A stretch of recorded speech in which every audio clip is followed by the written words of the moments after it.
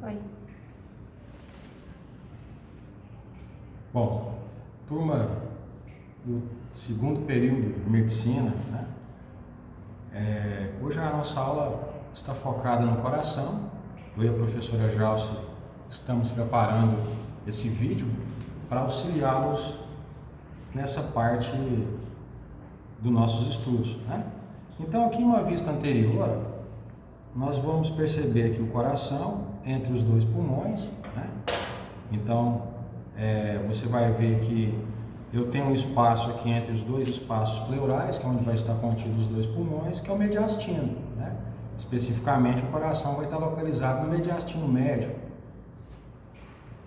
que é o espaço entre os dois pulmões e posterior ao externo. Bom, de externo para interno, revestindo o coração, nós vamos encontrar a primeira camada, que é o pericárdio fibroso.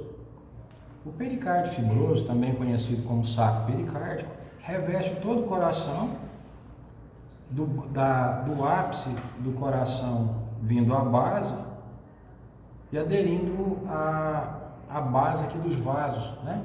Da artéria aorta, da cava superior, né? Bom,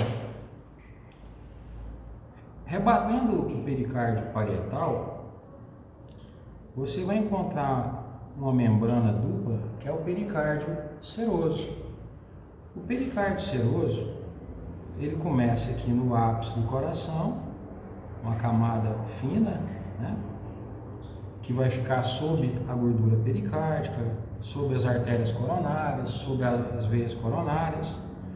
E esse pericárdio seroso, lâmina visceral, vem do ápice em direção à base.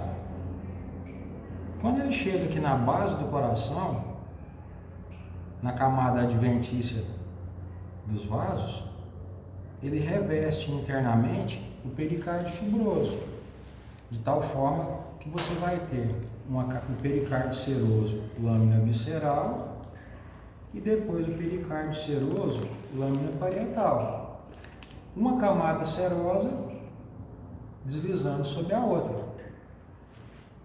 Então, o pericárdio seroso, lâmina visceral, reveste o coração, e o pericárdio seroso, lâmina parietal, vai revestir internamente o pericárdio fibroso. Eu tenho aqui o ápice do coração e a base do coração. O ápice do coração sempre vai estar voltado para a esquerda, para a inferior e para a anterior. Então, o ápice aqui do coração é voltado para a esquerda, para a inferior e anterior. De tal forma que a base vai ficar voltada para a direita, para a posterior e superior. Eu tenho uma face external, protegida logicamente pelo osso externo, olha o picolé premiado aí, que é formada pelo ventrículo direito e pelo ato direito. Então, toda vez que você visualizar o coração em uma vista anterior,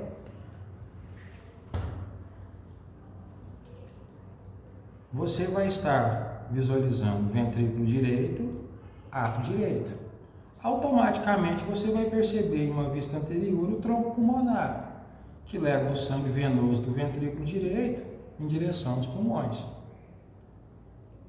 Um pouco à direita, você vai ver aqui a artéria aorta, né? A artéria aorta, ela sai para a direita, para a anterior, depois ela cruza para a esquerda e vai para a posterior. Então, aqui uma vista anterior do coração, você está visualizando o tronco pulmonar. Em uma vista posterior, você não visualiza mais o tronco pulmonar. Você vai estar visualizando o átrio esquerdo e o átrio direito. Beleza? Então, o coração, ele sempre vai apresentar um ápice voltado para a direita, para a anterior e para a inferior. A base, que é por onde entra e por onde saem os vasos, para a direita, para a posterior, né? E para a superior, né? Então, o ápice para a esquerda, para a inferior e anterior, a base para a direita, para a superior e posterior. Lembrando mais uma vez que em uma vista anterior você vai estar visualizando o tronco pulmonar. O nosso coração, então, ele vai estar revestido aqui por uma camada, que é o pericárdio seroso lâmina visceral. Profunda essa camada, você vai encontrar a gordura epicárdica. Em meio a essa gordura epicárdica, os vasos, tanto a artéria coronária como veias coronárias. Né? Então, eu tenho aqui, separando o ventrículo direito externamente do ventrículo esquerdo, um sulco, que é o sulco interventricular anterior. O sulco interventricular anterior ele está em média de 2 a 3 centímetros acima do ápice do coração. Por que ele fica localizado 2 a 3 centímetros acima do ápice do coração? Porque nele vai repousar a artéria coronária, a interventricular anterior, que é responsável pela irrigação do ventrículo direito e do ventrículo esquerdo. Se essa artéria interventricular anterior ficasse sob o ápice do coração, a cada toque do coração na caixa torácica, a cada ictus cordis, nós íamos ter uma pequena interrupção do fornecimento sanguíneo, um pequeno infarto. Né? Esse sulco interventricular anterior, ele segue para posterior, com o nome de sulco interventricular posterior, separando o ventrículo esquerdo do ventrículo direito. Né? Só que olha a diferença também. Em uma vista anterior, você vai visualizar mais ventrículo direito, menos ventrículo esquerdo. Em uma vista posterior, você visualiza mais o esquerdo e menos o direito. Separando os dois ventrículos dos átrios, eu tenho o sulco atrioventricular, que contorna todo o coração, separando essa extremidade mais próxima do ápice da extremidade mais próxima da base, aonde você vai encontrar os átrios, né? Então eu tenho o átrio esquerdo,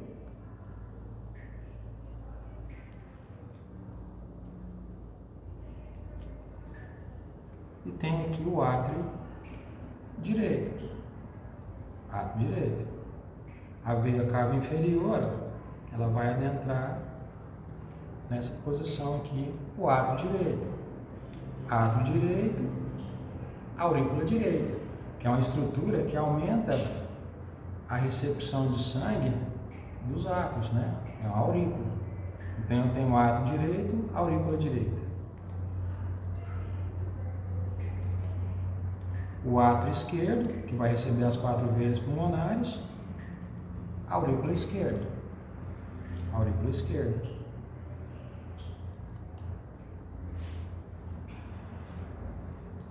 Entre os ventrículos e os átrios, nós vamos encontrar o esqueleto cardíaco,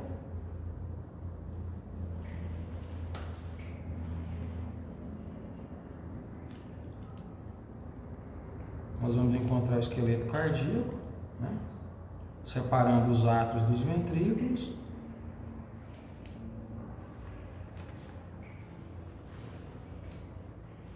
E nesse esqueleto cardíaco, aqui uma vista anterior, vista posterior, eu vou encontrar as válvulas atrioventriculares. Então eu tenho aqui a válvula atrioventricular direita, que é composta por 3 válvulas, ou 3 cúspides, que é a tricúspide. Uma cúspide posterior, uma anterior e uma medial septal. À esquerda, são só 2 cúspides, uma posterolateral e uma anteromedial. A válvula atrioventricular esquerda também é conhecida como mitral. Então tem a válvula atrioventricular esquerda, que é a mitral, e a válvula atrioventricular direita, que é a tricúspide, separando átrio e ventrículo. Na base do tronco pulmonar, que sempre vai estar anterior à artéria aorta, eu vou encontrar 3 cúspides aqui também. No tronco pulmonar eu tenho uma cúspide direita, uma esquerda e uma anterior. Na artéria aorta, uma direita, uma esquerda e uma posterior. no caso da válvula aórtica, as duas válvulas laterais vão ficar em uma estrutura que é chamada de seio de Valsalva, e dessas válvulas vão sair as artérias coronárias. Eu tenho aqui a artéria coronária direita e a artéria coronária esquerda.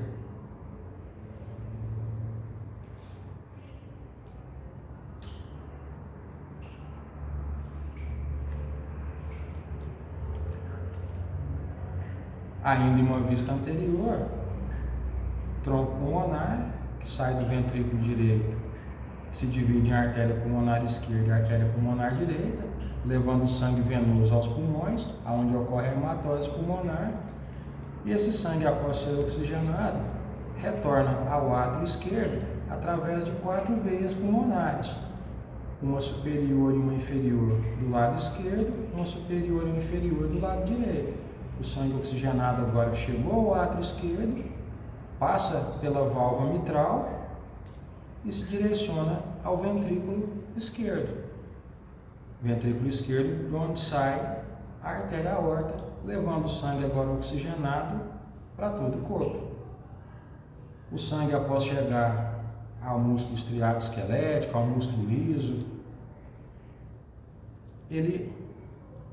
ocorre lá a hematose tecidual e através da veia cava inferior, veia cava superior, esse sangue então retorna veia cava inferior ato direito, veia cava superior também ato direito, além do próprio seio venoso que drena o sangue venoso do músculo cardíaco para o átrio direito. Chegou no átrio direito, o sangue passa pela válvula tricúspide, chegando ao ventrículo direito e reiniciando todo o processo da pequena e logo após da grande circulação. Então, aqui na base da artéria aorta, nós vamos visualizar a artéria coronária esquerda. Artéria coronária esquerda. Da artéria coronária esquerda sai a artéria interventricular anterior, irrigando o ventrículo direito e ventrículo esquerdo. Então, a artéria aqui da artéria coronária esquerda sai a artéria interventricular anterior, que vai irrigar ventrículo direito e ventrículo esquerdo, né? Você tem logo após aqui as artérias perfurantes que adentram o músculo cardíaco, irrigando esse músculo. Na sequência, você vai ter alguns ramos diagonais e depois a artéria marginal esquerda, indo para a margem do coração. A artéria coronária esquerda, além dela emitir a artéria interventricular anterior, ela vai emitir um outro ramo que é chamada de artéria circunflexa esquerda, que vai contornar o sulco atrioventricular pelo lado esquerdo, indo para a região posterior do coração. Em média, essa artéria bifurca em 2 a 3 ramos, irrigando o ventrículo esquerdo posteriormente. Do lado direito do coração, nós vamos visualizar a artéria coronária direita. Dessa artéria coronária direita, saem alguns ramos para irrigar também de forma colateral o ventrículo direito. Eu vou encontrar também a artéria marginal direita e ela segue para a posterior do coração, contornando o sulco atrioventricular pelo lado direito e descendo no sulco interventricular posterior com o nome de artéria interventricular posterior, que vai dar seus ramos também diagonais, ramos perfurantes, irrigando o ventrículo direito e esquerdo, né? Bom, à medida que esse sangue chega em nível capilar, ocorre o retorno venoso. Tudo que sai do coração começa com ar, não é? Amor, artéria. O que volta para o coração vai começar com o V, que são as veias. Então, as veias têm essa função de retornar o sangue venoso novamente ao coração. Em uma vista anterior, nós vamos encontrar uma veia paralela à artéria interventricular anterior, com o nome de veia interventricular anterior. Essa veia interventricular anterior, à medida que ela recebe os ramos drenando o músculo cardíaco, ela vai aumentando o volume. Como a veia não tem a mesma camada muscular que a artéria, ela vai dilatar. Essa dilatação da veia interventricular anterior, ela ocorre de forma significante aqui, próximo ao sulco atrioventricular. E aí essa veia interventricular anterior passa a se chamar grande veia cardíaca ou veia cardíaca magna. A veia cardíaca magna contorna o coração pelo lado esquerdo, recebendo outras veias ventriculares, uma veia diagonal aqui do lado esquerdo, que antigamente na época dos epônimos era chamada de veia de Tebésio, né? E essas veias, elas desembocam então no seio venoso. O seio venoso, que é uma dilatação da veia cardíaca magna, desemboca o sangue venoso no lado direito. Pelo lado direito do coração, nós temos a veia cardíaca parva. Magna grande, lado esquerdo, parva pequena, pelo lado direito. A veia cardíaca parva desemboca no seio venoso, ato direito. E ainda vamos localizar aqui no sulco interventricular posterior, a veia interventricular posterior, que pode ser chamada também de veia cardíaca média. Ela desemboca no seio venoso, ato direito. Aí você pode perguntar, professor Sandro, todas as veias desembocam no seio venoso? Professora Jalce, tem uma variação dessas veias? Ela vai falar para você, claro que sim.